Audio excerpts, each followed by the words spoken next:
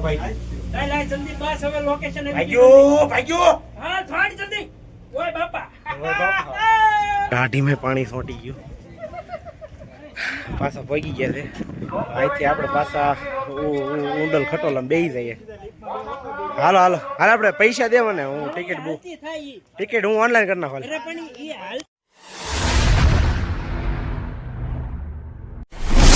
અહીંયા અમારી જગ્યા કરી નાખી છે અમારી જગ્યા છે તો આવજો તુલસી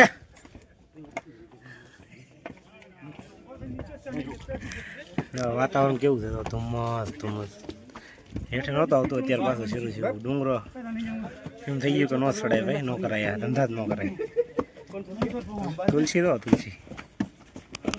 તુલસી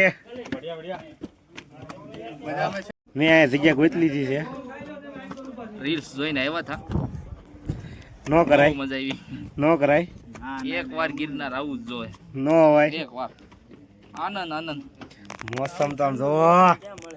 ટાટો એસી નો પવન આવે જો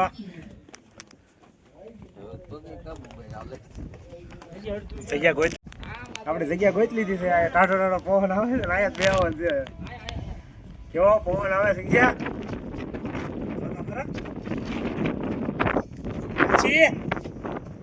દેખાય હાલ હું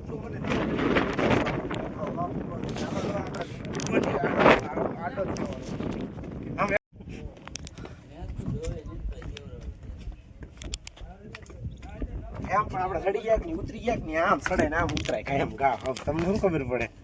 ભક્તિ સમરા કાઢી ગઈ છે મને તો મારા પગ દૂર મારા તો એટલા મુશ્કેલ હા કેવો આમ જોવો તો ખરો વાતાવરણ કેટલો હા હાર્દિક કાકા જય ગિરનારી બાપુ જય ગિરનારી આપણે ઉડન ખટોલામાં પહોંચી ગયા છીએ પાછા પણ દાઢીમાં પાણી સોટી ગયું પાછા પહોંચી ગયા છે અહીંથી આપણે પાછા ઉડન ખટોલામાં બેસી જઈએ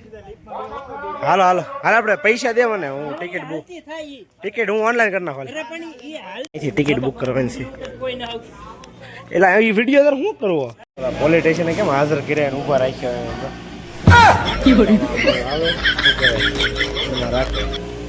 માટે બેહી ગયા અંદર હવે ડાસા દેખાણ હાર્દિક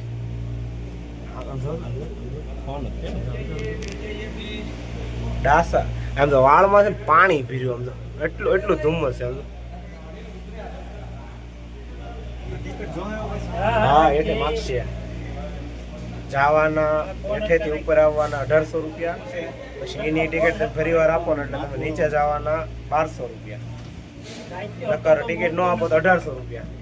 આવો તો આવો પણ મજા આવે ડાયરેક્ટ તમે જલ્દી બસ હવે લોકેશન ભાગ્યો હા થોડી જલ્દી ઓય બાપા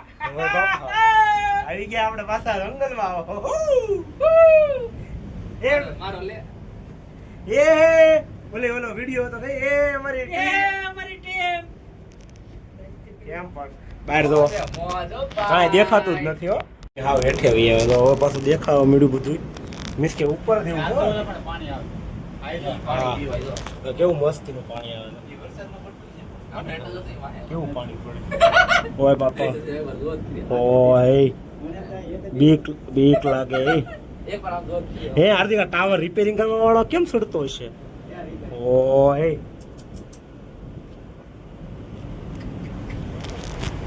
રિક્સ ના લેવાય એક વાર ઉતારી દે બીજી વાર સડે બીજો એ આવ્યું હેઠું હર તી ઓલી હાર ભાર કે છે ને ભટકાણી હોય તો હેઠે આવી ગયા જીવતા જાગતા હવે પેલા છે ને થોડીક પેટ પૂંજા મોલ ની અંદર આવ્યા તમે બતાવું